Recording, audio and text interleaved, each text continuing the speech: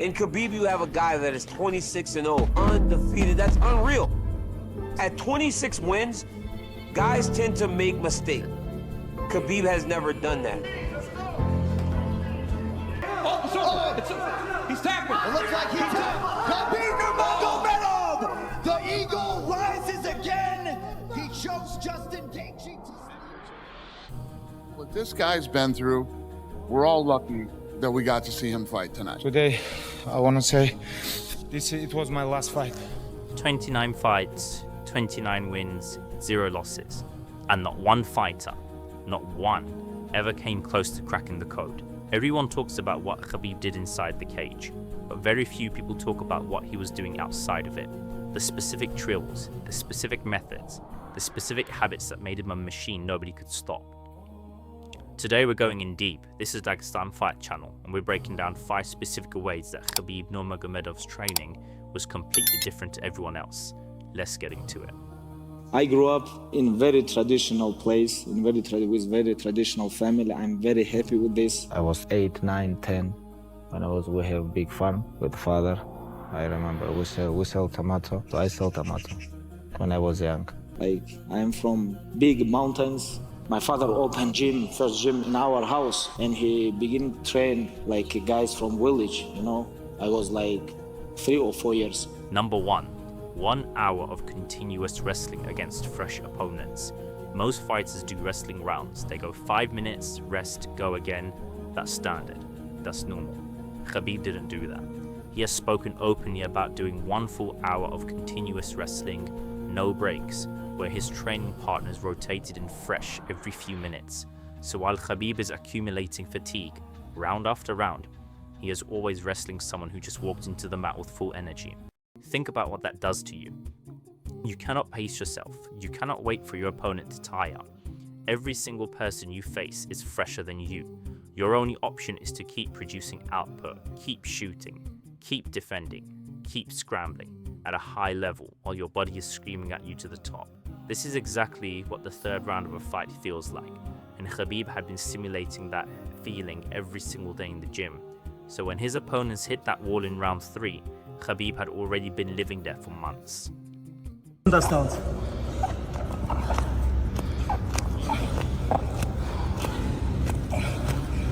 Pjat. Legli na spину. No, legli na spину. Number 2, hill sprints from the age of 5. This is not exaggeration. Khabib has spoken about running hill sprints as a child in Dagestan, starting at around 5 years old, and he carried that practice all the way through his professional MMA career. Hill sprints are not the same as flat running. When you sprint uphill, your posterior chain, your glutes, hamstring, calves, they fire at maximum capacity with every stride. Your lungs are working harder because of the incline, and in Dagestan's case, the altitude. And because the hill forces you to drive your knees up and push through the ground, it directly mimics the explosive leg drive you use in a wrestling shot or a clinch battle. Khabib wasn't running on a treadmill in an air-conditioned gym. He was running up actual mountains. The ground is uneven, the incline changes. Your ankles, knees, and hips have to stay alive constantly. By the time he was a professional fighter, this had been his cardio foundation for over 15 years. This is not something you can replicate by joining a gym at 22 and doing some sprints on the track. No, but I want to. You never saw it? No, but I want to. It's fucking hilarious. I mean, first of all, who the fuck lets their kid wrestle a bear? And the bear's biting them.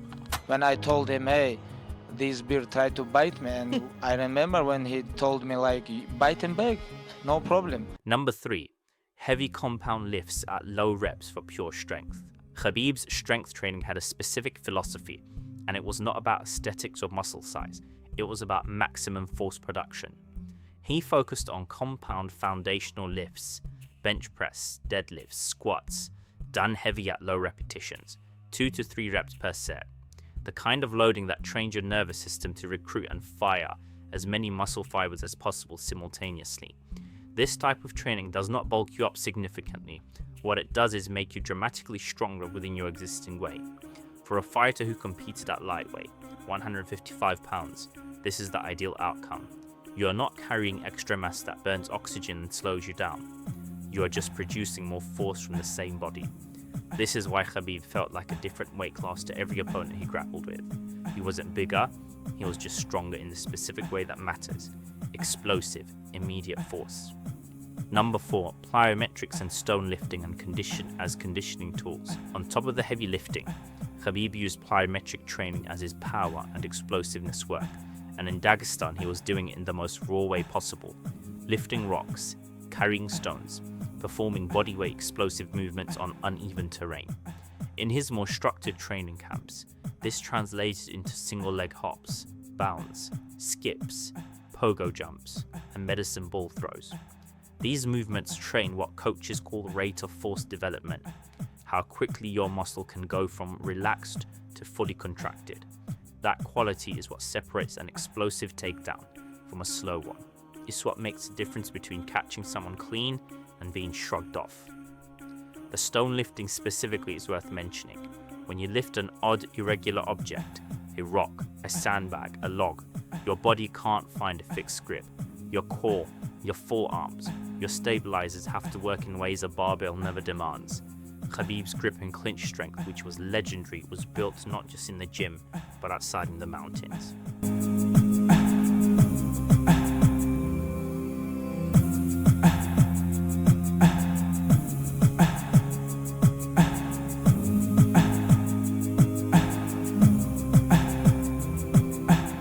Number 5, 2 to 3 sessions per day, 5 to 6 days a week. The last one ties everything together and it comes down to sheer volume. During a fight camp, Khabib was doing 2 to 3 full training sessions every single day, across 5 to 6 days a week. That's 4 to 5 hours of training daily.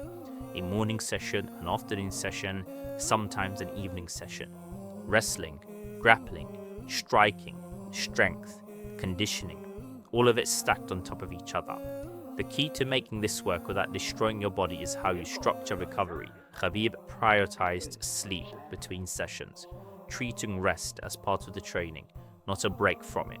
He also used the Russian sauna weekly to flush out his muscles and manage water weight at the same time.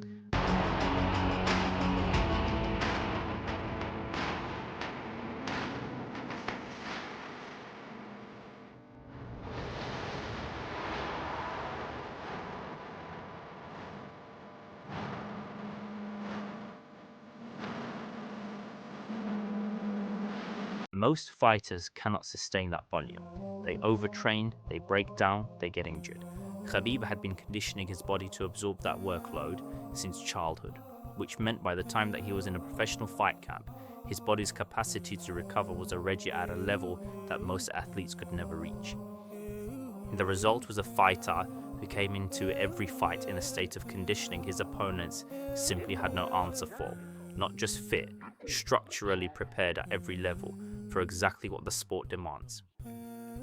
So to recap, 1 hour of continuous wrestling against rotating fetched partners, hill sprints from childhood, built on altitude and uneven terrain, heavy compound lifts at low reps to maximize force without adding weight, plyometrics and stone lifting for raw explosive power, and 2 to 3 sessions a day, 6 days a week, with recovery treated as seriously as the training itself. This is why Khabib looked different, not because of talent alone, because of a system that was built over decades and executed with a level of discipline most fighters will never come close to.